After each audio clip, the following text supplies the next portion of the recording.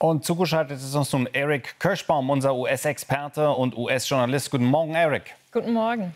Guten Morgen. Also Mike Waltz hat nun die Konsequenzen gezogen, die Verantwortung übernommen. Aber Konsequenzen wären ja eigentlich, wenn er zurücktreten würde. Und Donald Trump gesteht ja auch eigentlich keine Fehler zu. Aber der sagt, das war jetzt eigentlich kein Skandal, alles erledigt. Wie muss man das also einordnen? Ja, wie gesagt, Waltz ist auf sein Schwert gefallen.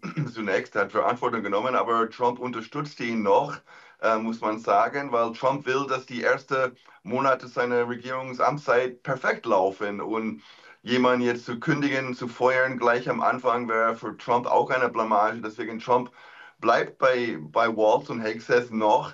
Aber wir werden sehen müssen, wie das weiterentwickelt. Viele Amerikaner sind richtig sauer, richtig enttäuscht, dass Geheimnisse, Sicherheitsgeheimnisse so aufs Spiel gesetzt werden, veröffentlicht werden. Das ist ein großes Problem für viele Amerikaner und das wird ein Nachspiel haben, das wird noch nicht verschwinden. Und für Trump ist eine Blamage jetzt, der hat das jetzt auf seine Kappe genommen und man muss mal gucken, wie das weitergeht. Ich meine, auch die clownhafte Art, wie die es gemacht haben mit Emojis und so, das muss man an den Kopf fassen.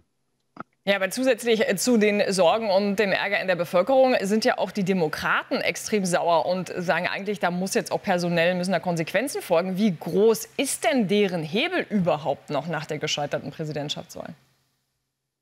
Ja, das ist nicht so groß. Die sind in der Minderheit im Kongress.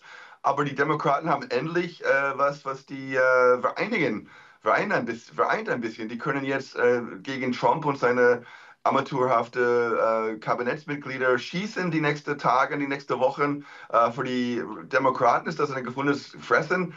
Auch für Russland und andere Spionage. Das ist wirklich, die müssen sich schlapplachen in Moskau, dass die Amerikaner, dass diese Regierung so amateurhaft mit den Daten da umgeht, mit diesen Informationen umgeht. Das ist wirklich zum Heulen. Eric, es ist ja interessant, dass Mike Waltz nun ausgerechnet Elon Musk beauftragt hat, festzustellen, wie überhaupt die Nummer von Goldberg in sein Handy gekommen ist. Angeblich war es ja unter einem falschen Namen. Also es ist ja wirklich Hanebüchen, was er da angeführt hat. Aber warum ausgerechnet Elon Musk? Da gibt es ganz andere. Zum Beispiel das US-Hightech-Secure-Unternehmen Palantir. Das ist ja bekannt dafür, auch mit den Geheimdiensten zusammenarbeiten. Die haben sehr viel mehr Erfahrung mit sowas als Elon Musk. Also ist das jetzt so ein PR-Gag, den er da hat starten wollen?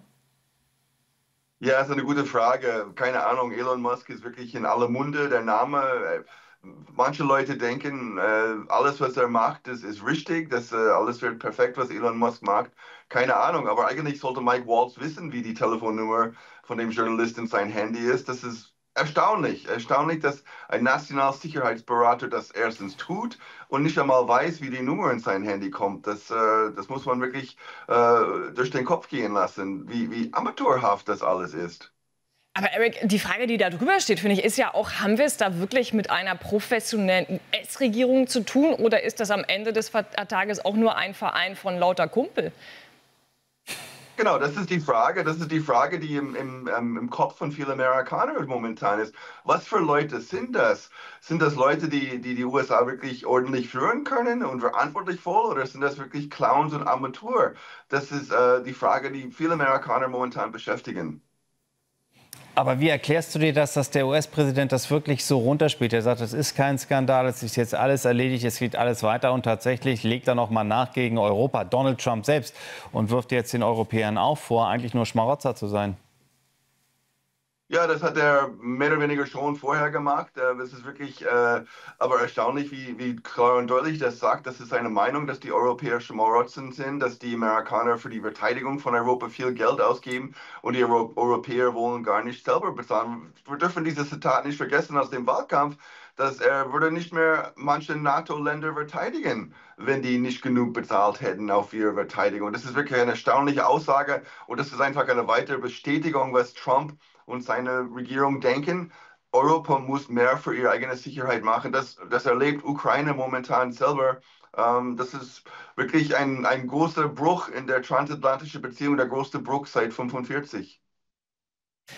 Eric, danke dir jedenfalls wie immer für deine kompetente Einschätzung. Schönen Tag dir noch. Gerne, gleichfalls.